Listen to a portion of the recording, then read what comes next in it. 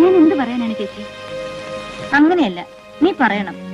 നിന്റെ മനസ്സ് പോലെ ഞങ്ങൾ എന്തും തീരുമാനിക്കും. ഹരിയുടെ അമ്മ ഇങ്ങനെ ഒരു പ്രപ്പോസൽ കൊണ്ടുവന്നപ്പോ ഞാൻ വിശദമായിട്ട് അന്വേഷിച്ചു. ചെറുപ്പത്തിന്റെ ചില്ലറ തമാശകളല്ലാതെ നന്ദകുമാറിനെ കുറിച്ച് ഒന്നും എതിരായിട്ട് പറയാനില്ല. Is A very decent boy.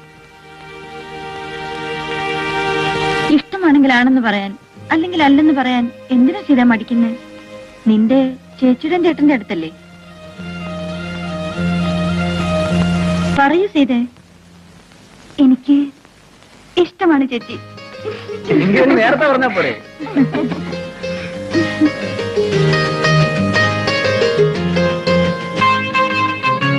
കേട്ടോ നിർമ്മലേ, എന്റെ ബലമായ സംശയം ഇത് നന്ദുവും സീതയും കൂടെയുള്ള ഒരു ഒത്തുകളിയാണെന്ന്. ചുമ്മാ ഇരു ചേട്ടാ. അല്ലെങ്കിൽ പിന്നെ ഒരു കാര്യമില്ലാതെ നന്ദു കമ്പനിയിൽ നിന്ന് ഇങ്ങനെ ലീവ് എടുത്ത് ഇവിടെ കറങ്ങി നടക്കുവോ? അത് ശരിയാണല്ലോ. അയ്യോ, ഞാൻ അറിഞ്ഞിട്ടുള്ള കാര്യം പോലും അല്ല. എന്നിട്ട് നന്ദു പറഞ്ഞത് അങ്ങനെയല്ലല്ലോ. ആണോ സീതേ? അല്ല ചേച്ചി, സേതുവായിട്ട് എന്നെ കളിയാക്കാൻ വേണ്ടി വെറുതെ പറയാ. കാര്യമൊക്കെ ശരി, കല്യാണം ഒന്നും ചെയ്തു. നന്ദുവിന് ജോലി സിറ്റിയില, നീ അവിടെ ഹോസ്റ്റലിൽ.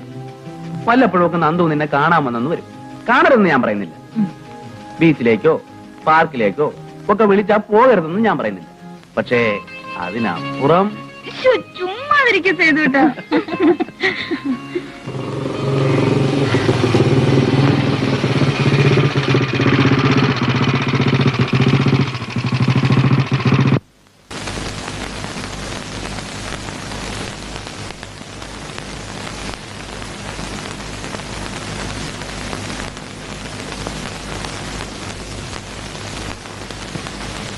എന്താ? സീത ഒന്ന് കാണണം. ഇരിക്കൂ, വിളിക്കാം.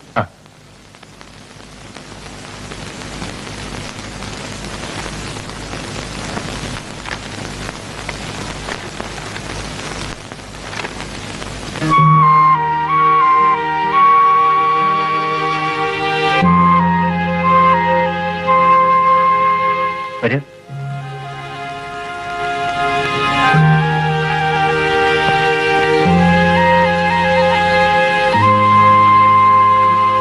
സീത ഇരിക്കൂ. അത്രയ്ക്ക് വിനയൊന്നും കാണിക്കണ്ട കേട്ടോ. ഇരിക്കൂ. ഇരിക്കുന്നേ.